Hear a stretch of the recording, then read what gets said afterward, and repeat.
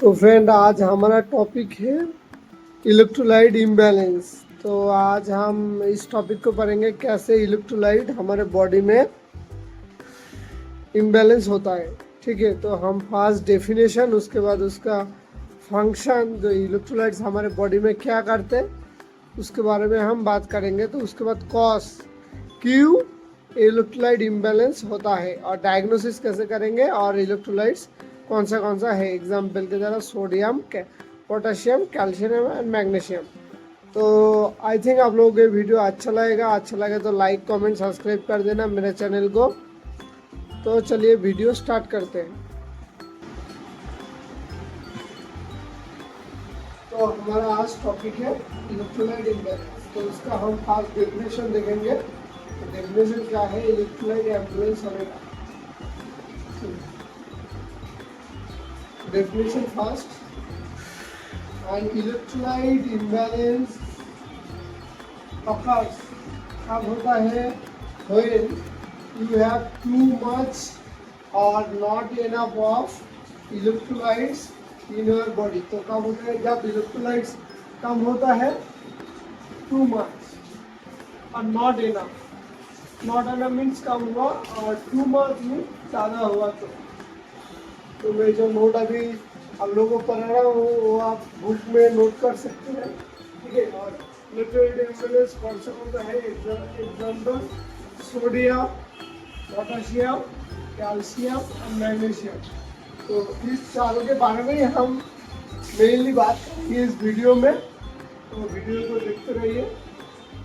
इसका फंक्शन क्या है इलेक्ट्रोलाइट इम्बैलेंस का फंक्शन, इलेक्ट्रोलाइट हमारे बॉडी में क्या कराता है। तो फ्लूइड बैलेंस को मेंटेन करते हैं। तो फ्लूइड होता है हमारे बॉडी में वाटर, उसको मेंटेन करते हैं बेस में। एसिड बेस बैलेंस बनाता है और neurological function most important neurological function करते हैं इलेक्ट्रोलाइट्स। ठीक है, उसका कॉज क्यों इलेक्ट्रोलाइट इम्बैलेंस होता है, कॉज क्या है। आप वीडियो को अच्छे से समझ लीजिए, चाहिए तो दोबारा भी देख सकते हैं। सिकिडनी क्रोनिक किडनी डिजीज पेशेंट को भी इलेक्ट्रोलाइट इम्बैलेंस हो सकता है।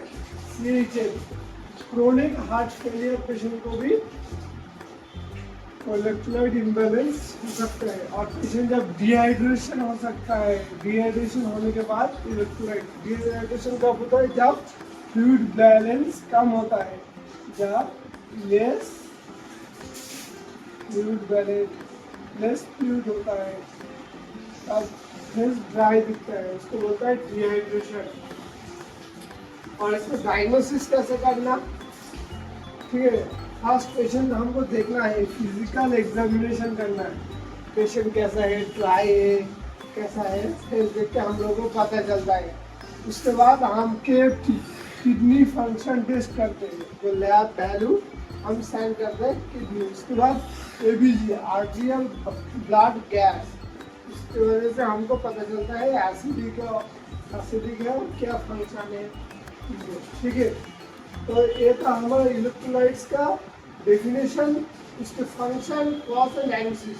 तो हम हमारी बात करेंगे सोडियम के बारे में। इसके लिखते हैं सोडियम, जो मेन इम्पोर्टेंट हमारे ब्रेन का बोला जब न्यूरोलॉजिकल फंक्शन करता है, ब्रेन का न्यूरोलॉजिकल एग्जाम्पल।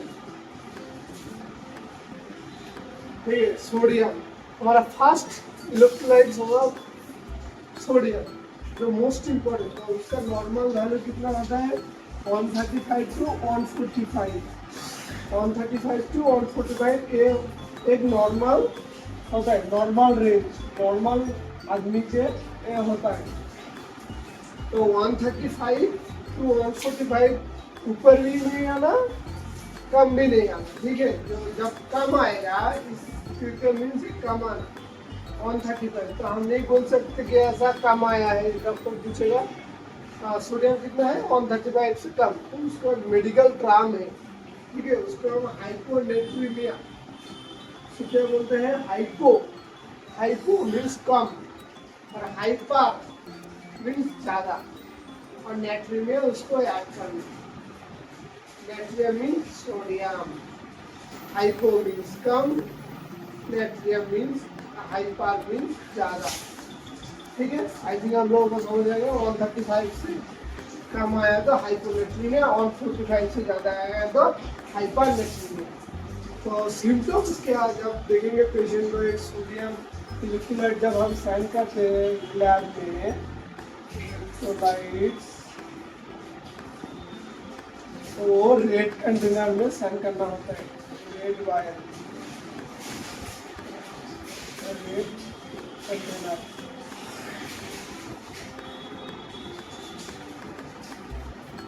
कितना ब्लड रहता है, CML पेशेंट से लेना। ठीक है, ये भी बोल देता हूँ, ये भी मोस्ट इम्पोर्टेंट होता है। इलेक्ट्रोलाइट्स कितना ब्लड चाहिए और कौन सा वायर में साइन करना।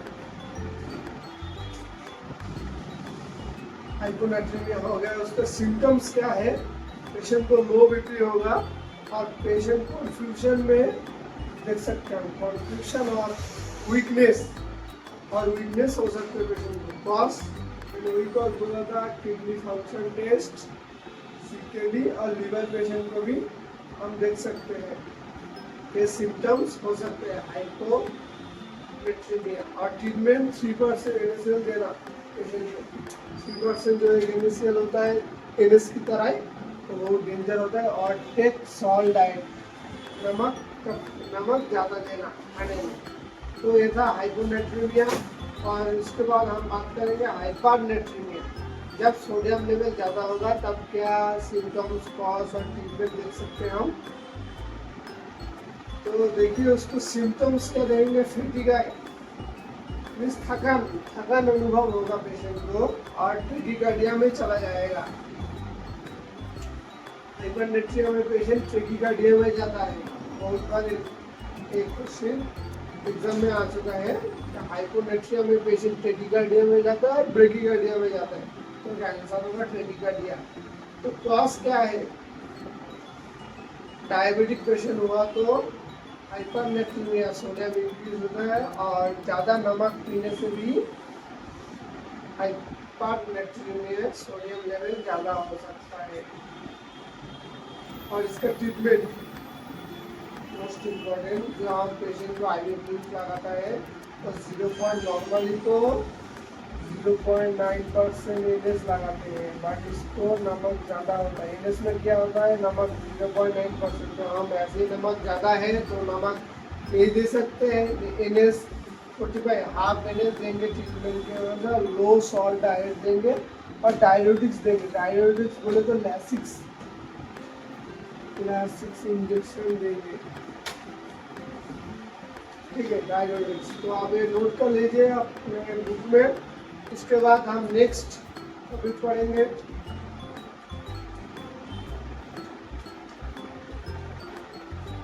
Potassium level. पोटेशियम बहुत ही इंपॉर्टेंट होता है, उसका नॉर्मल वैल्यू 3.5 to 5.2। ठीक है, इसको मेडिकल टर्म में 3.5 कम आया तो हाइपोकैलेमिया, 3.5 से ज़्यादा आया तो हाइपरकैलेमिया बोलते हैं।